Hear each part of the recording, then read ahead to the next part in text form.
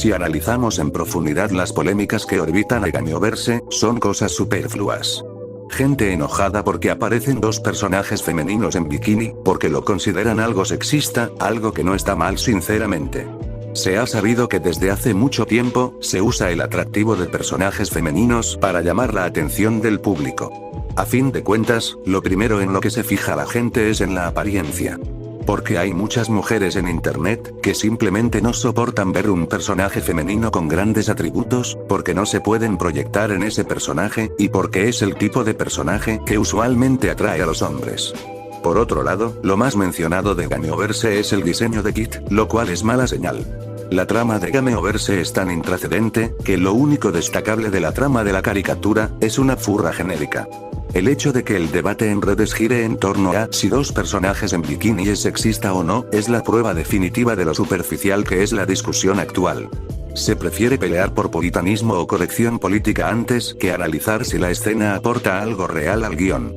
El atractivo visual es una herramienta de marketing tan vieja como la misma industria de la narración. El problema real ocurre cuando el diseño llamativo es lo único que sostiene a la obra. Antes, el público consumía una historia para conocer a un personaje con su propia identidad, defectos y estética. Hoy en día, gran parte de la comunidad de Internet exige que los personajes funcionen como espejos de autoinserción. Cuando un personaje femenino tiene grandes atributos o un diseño explícitamente atractivo, se rompe esa capacidad de auto-insertarse para un sector del público. Al no poder proyectarse en ella, y al ver que ese diseño atrae la atención masculina, el personaje deja de ser visto como un elemento de la ficción y pasa a ser percibido como una amenaza o una incomodidad personal. Disfrazar ese rechazo o inseguridad personal de crítica social o combate al sexismo es el atajo perfecto. Es más fácil acusar al creador de ser rancio o machista antes que admitir que, simplemente, el personaje no fue diseñado con la intención de validarlas a ellas. Que el diseño de Kit sea el centro absoluto de la conversación sobre Gameoverse es el peor diagnóstico que puede recibir un piloto. Si la trama tuviera una milésima de la complejidad que debería, la gente estaría debatiendo sobre las reglas del mundo virtual, las motivaciones de los personajes o el misterio del elfo. El fandom está fracturado en dos bandos igual de superficiales. Los que están obsesionados con el diseño furro por mera gratificación visual e instantánea. Y los que están escandalizados e indignados por un par de bikinis. Ambas posturas demuestran exactamente lo mismo, la historia en sí les importa un comino. La narrativa de Gameoverse se ha vuelto tan intrascendente que ha quedado reducida a un simple campo de batalla estético e ideológico. Si una caricatura piloto muestra poco de su lore, y se dedica a mostrar a sus personajes en su entorno, entonces los tachan de unidimensionales, planos, o decir que falta contexto para la comprensión de la trama. Y proceden a hacer un montón de preguntas pertinentes que obviamente no se van a resolver en el primer episodio. Si la historia muestra mucho lore, y diferentes facetas en la personalidad de sus personajes, entonces te están abrumando con mucha información, y tampoco les gusta. Porque no genera misterio e intriga. Es la paradoja eterna del Internet.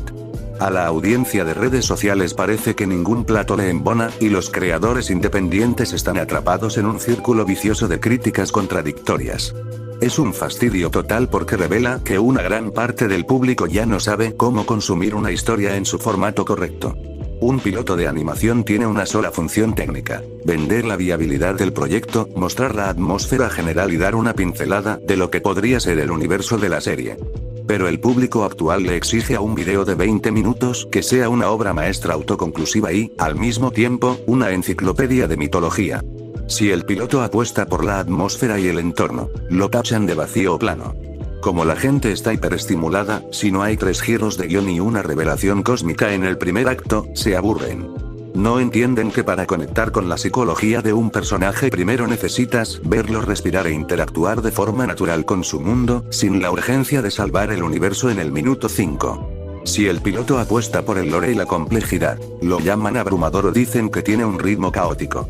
A veces el creador, en su desesperación por demostrar que su historia tiene fondo y no es solo diseño bonito, intenta meter 3 temporadas de trasfondo político o existencial en el primer episodio, que satura al espectador perezoso. El problema de raíz es que el público ya no juzga a los pilotos como el inicio de un viaje, sino como el producto final.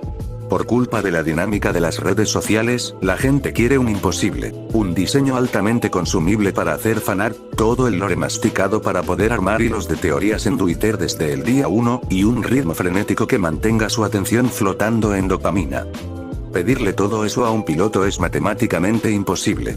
Si intentas complacer a los que buscan complejidad, asustas a los que quieren entretenimiento ligero. Si te enfocas en el entorno, te llaman unidimensional. Al final, el Internet se ha vuelto un juez implacable que sufre de amnesia selectiva. Critican la falta de profundidad, pero cuando les das un texto largo o un trasfondo denso, les da pereza leerlo o procesarlo.